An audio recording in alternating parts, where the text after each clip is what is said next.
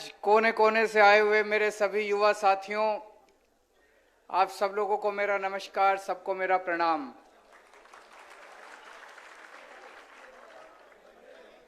मुझे लग रहा है आप लोगों की जितनी ऊर्जा देखी अभी मैंने, जितनी एनर्जी देखी, ये इसमें से कुछ टीवी वाले तो चला रहे होंगे, वो देख रहे होंगे वहां पे बैठ के। तो मैं सोच रहा था कि अभी सुन रहे थे कि मनीष सिसोदिया को अगले 10 दिन में गिरफ्तार करेंगे, लेकिन अब तो मुझे लगता है अगले 2-3 दिन में ही गिरफ्तार कर लेंगे इनको। दोस्तों, आज महाराजा कृष्ण कुमार सिंह जी के धरती पे आके बहुत अच्छा लग रहा है। वो एक बहुत महापुरुष थे, महान व्यक्ति थे। आजादी के बाद सबसे पहले देशभक्ति का जज्बा दिखाते हुए उन्होंने अपनी रियासत सरदार पटेल को सौंपी थी। और जैसा अभी ईशुदान भाई ने बताया कि उनके इलाके के अंदर कहीं चोरी हो जाती थी तो या तो पुलिस उस चोर को पकड़ के सामान वापस दिलाती थी, और अगर पुलिस सामान वापस ना दिला पाए तो सरकारी खजाने से उस आदमी को उसका हर्जाना भरा। ऐसी महान शख्सियत को आज इस मंच के और इस धरती से मैं भारत सरकार से अपील करता हूं कि ऐसी महान शख्सियत को भारत रत्न से नवाजा जाए।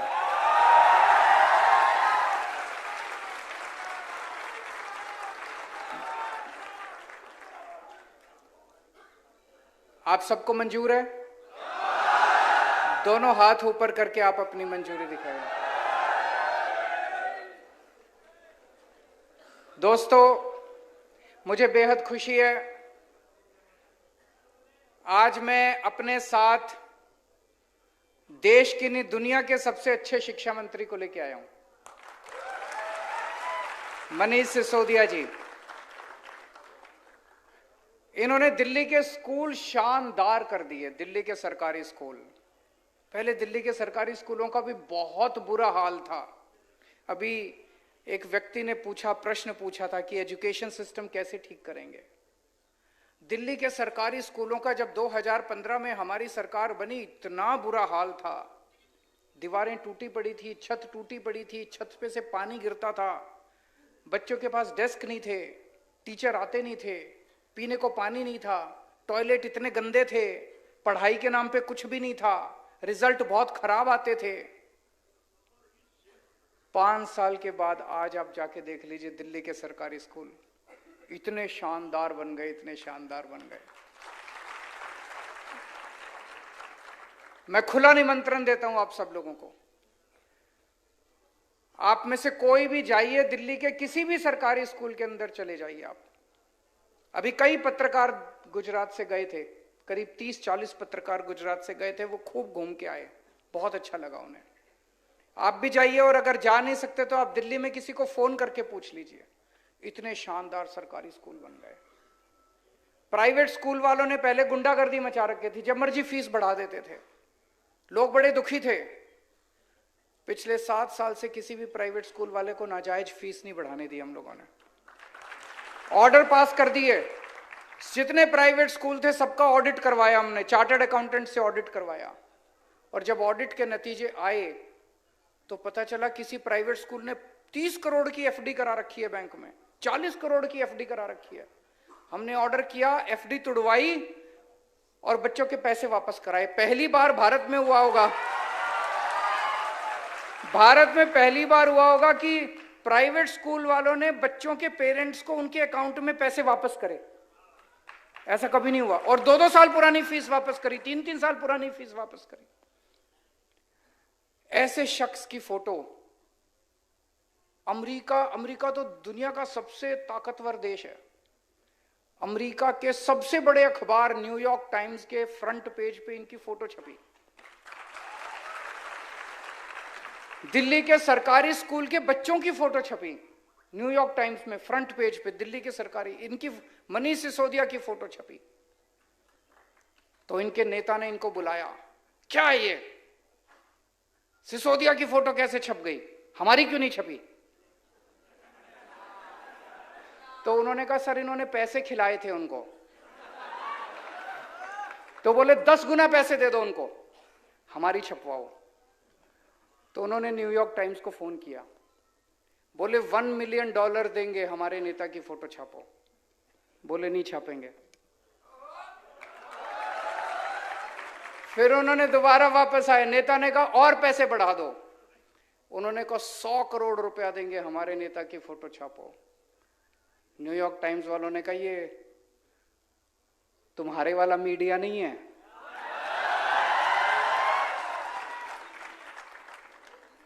हम बिकते नहीं हैं, हम पैसों में नहीं बिकते। उन्होंने ही नहीं छापी। इन लोगों को लगता है कि दुनिया में सब कुछ बिकता है। दुनिया में सब कुछ बिकता नहीं है, बहुत सारी चीजें ईमानदारी से भी चलती हैं। आज मनीष सिसोदिया की और दिल्ली के सरकारी स्कूलों के बच्चों की जो न्यूयॉर्क टाइम्स के फ्रंट पेज पे फोटो छपी है, उसके लिए इन्होंने चप्पलें घिसी हैं अपनी। रोज सवेरे 6 बजे उठ के, पिछले 7 साल से मैं जानता हूं मनीष सिसोदिया रोज सवेरे 6 बजे उठ के सरकारी स्कूलों का दौरा करने निकलते हैं। मैं आपसे पूछना चाहता हूं, 75 साल के भारत के, आजाद भारत के इतिहास में एक भी शिक्षा मंत्री बता दो जो रोज सवेरे 7 बजे उठ के, 6 बजे उठ के सरकारी स्कूलों का दौरा करने निकलता है।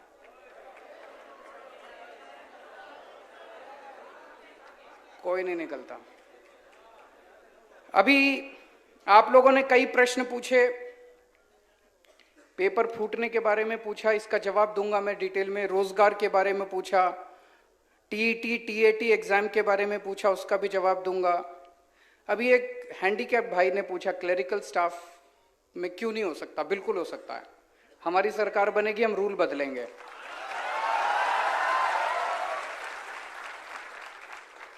और जो आपने उसको हाय दिया, आप हमें आशीर्वाद दीजिएगा।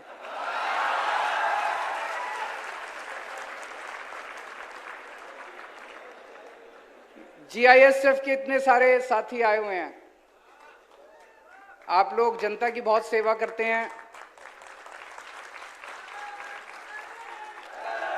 मैं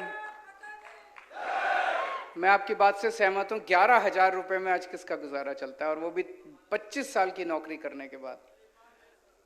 आप हमारी सरकार बनाइए, 1 महीने के अंदर आपको आपका हक दिलवाया जाएगा, आपको न्याय दिलवाया जाएगा, आपको पूरी तनख्वाह दिलवाया जाएगा। हमारे पत्रकार भाइयों ने अभी अपने मुद्दे उठाए। मुझे सबसे इंटरेस्टिंग आपकी बात यह लगी कि चर्चा के लिए भी नहीं बुलाते। इनको अहंकार हो गया है, इनको गरूर हो गया है। 27 साल की सत्ता में रहने के बाद इनको लगता है। हम कई बार गुजरात में जब आते हैं तो यहाँ के नेताओं से बात करते हैं, बीजेपी वालों से। हमने कहा कुछ करते क्यों नहीं हो? कहते हैं जरूरत क्या है, क्यों करें, ऐसे ही वोट मिल रहे हैं, कहां जाएंगे लोग? बोले कांग्रेस को देंगे तो कांग्रेस वाले हमारे में आ जाएंगे। पहली बार इनकी नानी याद आ रही है, आम आदमी पार्टी आ गई है।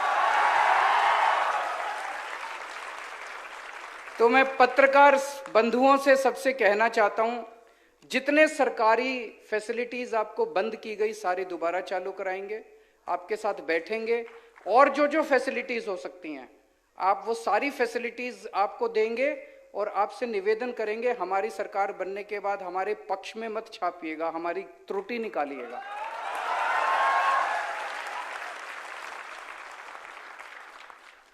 अब सीधा मुद्दे पे आता हूं, मैं पॉलिटिकल बात नहीं करूंगा। 2018 में तलाटी का पेपर हुआ, 1800 पोस्ट थी, 32 लाख लोगों ने अप्लाई किया। आज तक वो पेपर नहीं करा इन लोगों ने, पेपर कराया ही नहीं इन लोगों ने। अभी 2022 में दोबारा एप्लीकेशन फॉर्म मंगाए, लेकिन इन्होंने पेपर नहीं कराया। जो सरकार 5 साल में पेपर नहीं करा सकती, वो सरकार कैसे चलाएंगे? उनसे सरकार, उसके बस की बात नहीं है।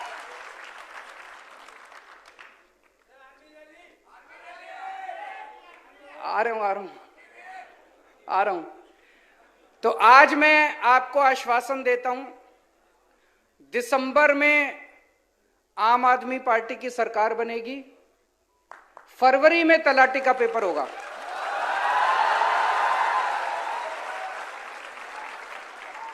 फरवरी में तलाटी का पेपर होगा, अप्रैल तक नतीजे आ जाएंगे और अप्रैल के महीने में जो जो सफल कैंडिडेट होंगे उनकी पोस्टिंग हो जाएगी।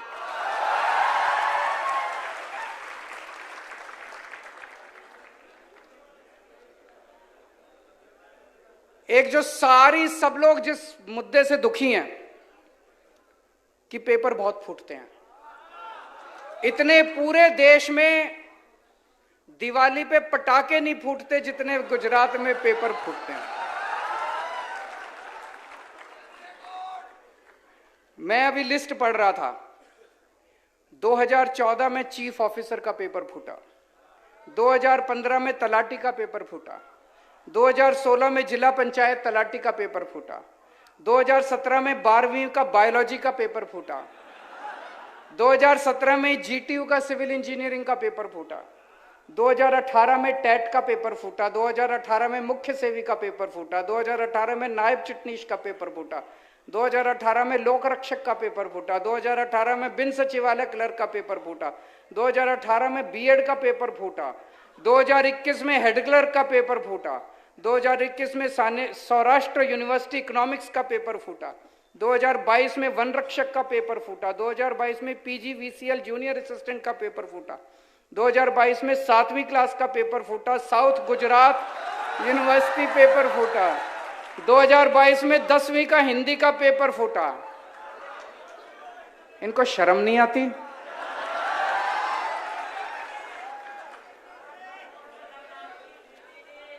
इनसे पेपर नहीं होते, ये सरकार कैसे चलाएंगे? आप लोग क्यों वोट देते हो इनको? ऐसे लोगों को क्यों वोट देते हो जिनसे पेपर नहीं होते? वो सरकार कैसे चलाएंगे? सरकार चलाना बड़ा मुश्किल काम है, इनसे एक पेपर नहीं होते, आपने इनको इतनी बड़ी जिम्मेदारी दे दी। कोई जेल गया क्या आज तक पेपर फूटने की वजह से? अब जेल जाएगा, अब जेल जाएगा। मध्य प्रदेश में तो व्यापम घोटाला हुआ था, ये तो महाव्यापम घोटाला चल रहा है। गुजरात के अंदर तो महाव्यापम घोटाला चल रहा है। मनीष सिसोदिया ने कोई गलत काम नहीं किया, झूठा केस बना के सीबीआई इनके यहां भेज दी, लेकिन आज तक पेपर फूटने वाले के यहां किसी के यहां सीबीआई नहीं गई, सीबीआई की रेड नहीं, कोई सीबीआई। क्यों? वो सारे इन्हीं के लोग हैं जो पेपर फोड़ते हैं। तो हमारी सरकार बनेगी, कानून लेके आएंगे, पेपर फोड़ने वालों को कम से कम 10 साल की सजा होगी। और 2015 के बाद से जितने पेपर फूटे सबके केस खोले जाएंगे, सबकी इंक्वायरी दोबारा कराई जाएगी और सबको जेल भेजेंगे। जितने पेपर फोड़े इन्होंने सबको जेल भेजेंगे, पेपर फोड़ने वालों। अब खबरदार, दिसंबर के बाद अगर किसी ने गुजरात में पेपर फोड़ा तो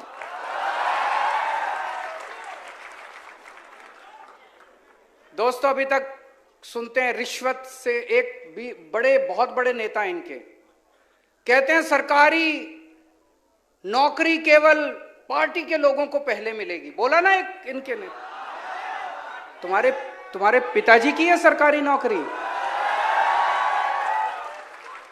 सरकारी नौकरी किसी पार्टी की नौकरी नहीं है, गुजरात के बच्चों की नौकरी है, गुजरात के युवाओं की नौकरी है। हर सरकारी नौकरी पे गुजरात के युवाओं का अधिकार है। पूरा ट्रांसपेरेंट तरीके से किया जाएगा, सारा प्रोसेस चेंज किया जाएगा और हर नौकरी जो है वो अच्छे तरीके से दी जाएगी। अब मैं आपको भर्ती कैलेंडर सुना रहा हूं। आम आदमी पार्टी की सरकार बनने के बाद कौन सा पेपर कब कराएंगे, नोट कर लीजिए अगर आपके पास है तो, नहीं तो अपने फोन में लिख लीजिए। दिसंबर में सरकार बनेगी कि नहीं बनेगी? दिसंबर में सरकार बनेगी। फरवरी में तलाटी का पेपर होगा। अप्रैल में नतीजे आने के बाद सबकी पोस्टिंग हो जाएगी। मई में वहां पे 2-3 हमारी बहनों ने टेट के बारे में बात की। मई में टेट 1 और टेट 2 की परीक्षा करवाई जाएगी,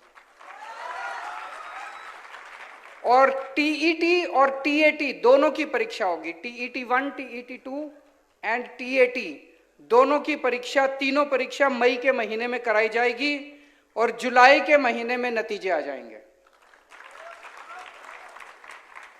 जुलाई में जितने टीचर काम कर रहे हैं, जितने कर्मचारी काम कर रहे हैं, उनको एक मौका दिया जाएगा कि आप लोग बताइए कि आपको किस जिले में पोस्टिंग करवानी है अपनी।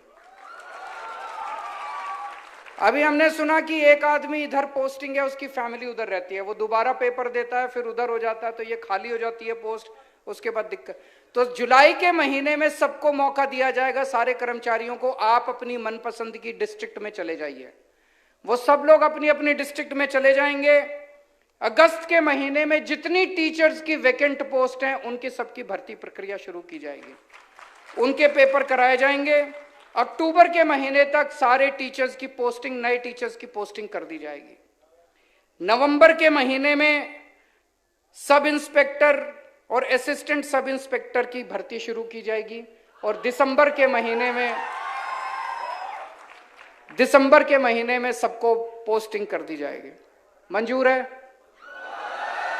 ठीक है ना? गलत तो नहीं है? तो ये भर्ती कैलेंडर हमारी तरफ से आपको गारंटी है। दूसरा, दिल्ली में जैसे अभी मनीष सिसोदिया जी ने बताया, हमने 12 लाख बच्चों को रोजगार दिलवाए हैं पिछले कुछ सालों में। तरह तरह के तरीके से, अलग अलग तरीके से पोर्टल खोला, जॉब फेयर लगाए, जॉब मेला लगाया, रोजगार के लिए हमने काफी काम किया, सरकारी नौकरियां निकाली, प्राइवेट नौकरियां निकाली, 12 लाख बच्चों को रोजगार दिलाया। तो रोजगार दिलाना आता है हमको, हमारी नीयत भी साफ है। तो मैं गारंटी देता हूं, गुजरात के हर युवा को हम 5 साल के अंदर रोजगार दिलाने की कोशिश करेंगे, 5 साल के अंदर हर युवा को। लेकिन जब तक रोजगार नहीं मिल जाता, तब तक बेरोजगार युवा को 3,000 रुपए हर महीने बेरोजगारी भत्ता दिया जाएगा। कल मैं किसी से बात कर रहा था, वो कह रहा था पैसा कहां से आएगा। फिर मैंने उसको 2 आर्टिकल दिखाए। मैंने कहा देखो, ये दो स्कैम बंद हो गए तो बेरोजगारी भत्ते का सारा पैसा आ जाएगा। इतना लूट मचा रखी है इन्होंने, इतनी लूट मचा रखी है इन्होंने, पैसे की कमी नहीं है, चिंता मत करना।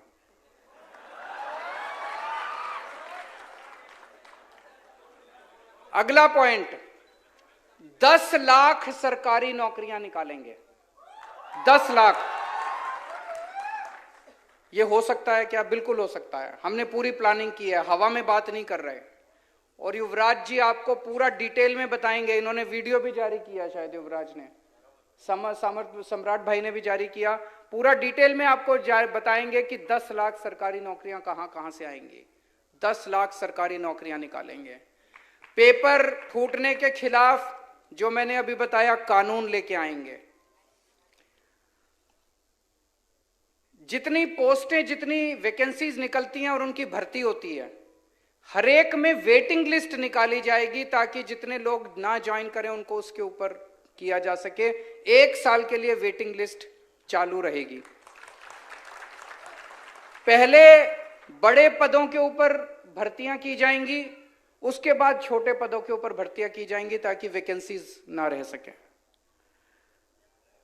और सरकारी भर्ती की परीक्षा देने के लिए जितने बच्चे जाते हैं, 32 लाख बच्चे एक परीक्षा देने के लिए गए थे। जब वो बच्चे परीक्षा देने के लिए जाते हैं, उस दिन उनका बस का आने और जाने का किराया फ्री होगा।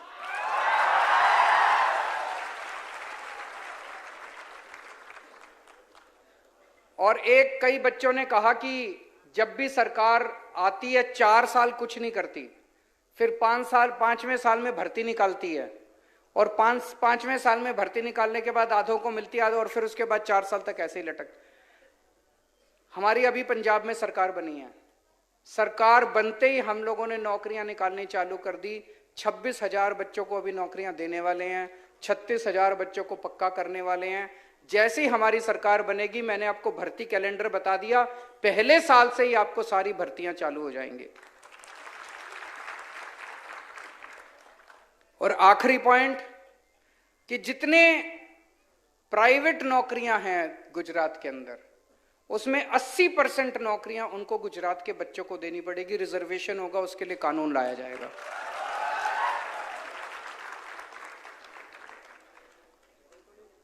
आपसे पूछना चाहता हूं, मैं आज दिल्ली का सीएम गुजरात के युवाओं से बात करने के लिए आया।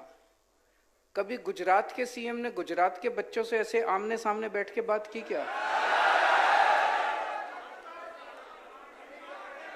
मैं उनसे निवेदन करता हूं, अब 3 महीने रह गए, इन 3 महीनों में एक बार तो चर्चा कर लीजिए अपने बच्चों के साथ। एक बार तो अपने बच्चों के साथ चर्चा कर लीजिए। और ये इन लोगों ने मीडिया को खूब डरा रखा है। मीडिया वाले लोग बहुत अच्छे हैं। मीडिया को इन्होंने खूब डरा रखा है। सारे मीडिया को उन्होंने ऑर्डर जारी किया हुआ है कि किसी भी डिस्कशन में आम आदमी पार्टी वालों को नहीं बुलाना। अखबारों को कहा हुआ है कि आम आदमी पार्टी की खबर नहीं छपनी चाहिए। तो मैं आज गुजरात के युवाओं को अपील करना चाहता हूं, अपने अपने सोशल मीडिया को उठा लेना और ये वाला चुनाव सोशल मीडिया के ऊपर लड़ेंगे। सारे युवा आज ही जितना हो सकता है फेसबुक के ऊपर, ट्विटर के ऊपर, इंस्टाग्राम के ऊपर, लिंक्डइन के ऊपर, जितना हो सकता है हर एक के ऊपर आप डालो कि इस बार सब लोग आम आदमी पार्टी को वोट दो। जैसे हम लोगों ने दिल्ली बदली, फिर पंजाब बदल रहे हैं, आप सबके साथ मिलकर गुजरात को भी बदलेंगे, नया गुजरात बनाएंगे। जो मेरे को लग रहा है गुजरात एक बड़ा बदलाव मांग रहा है। 27 साल में इन लोगों से तंग आ गया गुजरात एक बड़ा बदलाव की तरफ जा रहा है। हम सब मिलके अब एक नया गुजरात बनाएंगे। भारत माता की।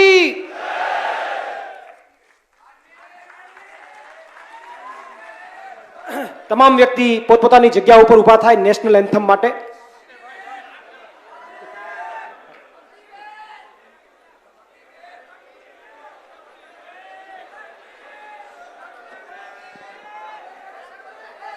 अग्निवीर, ये बड़े दुख की बात है, ये बड़े दुख की बात है कि